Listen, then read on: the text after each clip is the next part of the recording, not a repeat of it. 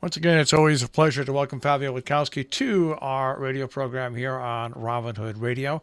And another fantastic event coming up. And this is something that's a little extra special because the Hotchkiss Philharmonic Orchestra is in its first season. And they have a concert coming up on February 22nd at 7 p.m. at Elfers Hall at the Esther Eastman Music Center at Hotchkiss School. Once again, the concert is free and open to the public. There's no ticket reservations necessary. Seating is just on a first-come, first-served basis.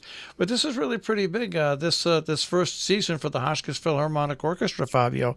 This is just absolutely terrific. Yes, great to be here with you, Marshall. And indeed, we are very excited for our next concert for the Philharmonic. This time, I'm particularly excited. The highlight of the program will be Vivaldi's Four Seasons. And this is the kind of music that I guarantee almost everyone has heard 5 or 10 seconds of one of the famous violin concerti by Vivaldi. But very few people actually have had the opportunity to sit down and hear all four seasons in a concert setting. So that's what we're going to be doing. The second part will be dedicated to the four very famous violin concerti by Antonio Vivaldi, each one, of course, being dedicated to a different season of the year. And we have a very special friend coming to conduct and perform this. So for this piece, the conductor will also be the violin soloist. Daniel Guedes is a dear friend of mine from Brazil. He's a protege of Pinchas Zukerman, amazing violin player. He also does a beautiful job with an orchestra in Brazil, promoting a lot of young talent. So in so many ways, this is a perfect alignment for our orchestra, which, as you know, the whole project of the Hotchkiss Philharmonic is to bring 30 to 40 professionals from our area. So we've had, we always have the core of our professionals is from Hartford Symphony, but we also have New Haven, Springfield, sometimes Boston. So we have really an amazing team of first-class, world-class musicians, and they work, side by side with 15, 20, 25 of our most talented and experienced students. So obviously this is a fantastic opportunity for these students to be working with these professionals, like a professional training experience. And the audience gets to watch and enjoy great music as a result of this collaboration. It's so interesting when you mention the experience of having a student perform on stage with professional musicians in a setting like Esther Eastman, the Music Center at Elfers Hall, which is just so grand and full. It is, and this is something that said it's an experience that money can't buy. Exactly. It's a big thing nowadays in education is experiential learning. Well, I don't think there's anything that can be more experiential than that. All of a sudden, when we are on stage, there are no professionals and students. There are no young or older people. It's all the same people on the same stage being held by the same standards, the conductor, and with a very common goal, which is to produce the most beautiful music. So I think this is a really, we're very excited. The students love this experience, of course. They have been responding extremely well. So, again, this will be now, let me count. This is the third concert of the Philharmonic. Each time it's getting better.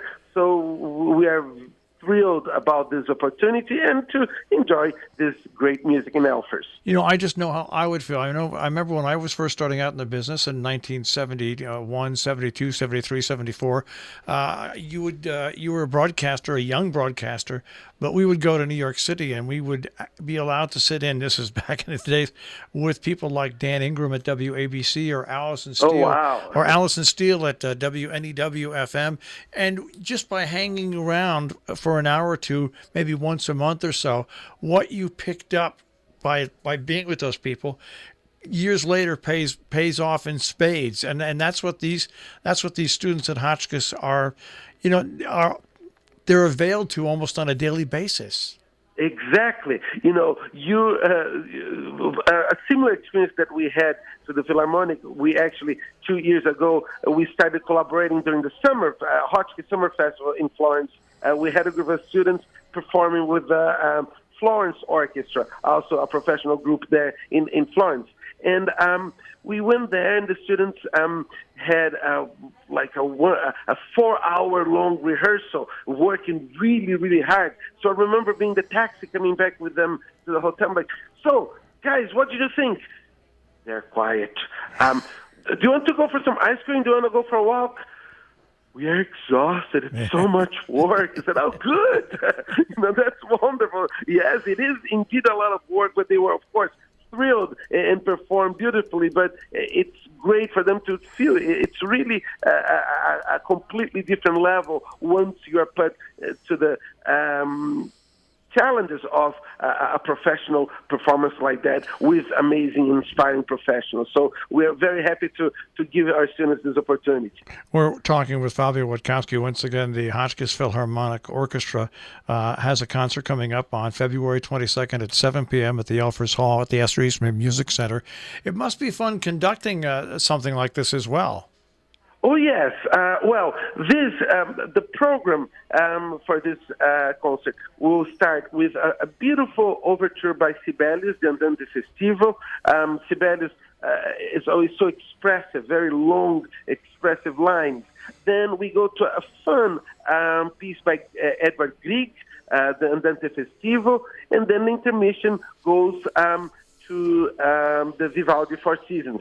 So this is a nice romantic and Baroque. So the romantic pieces, that's an era where the conductor is more established. We really have the figure of the conductor. For the Baroque, for the Vivaldi, the conductor piece, in one sense, this will be very historical because many concerts did not have a conductor. It was the first violin. So that's kind of what we're doing this.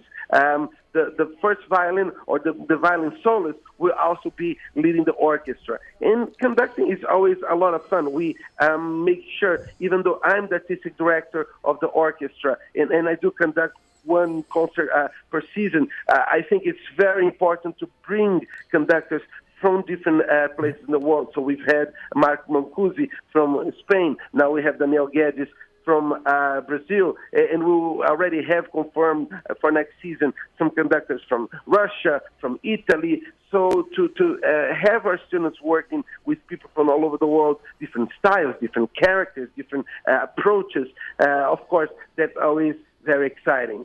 I always look back, Fabio, when I was a kid.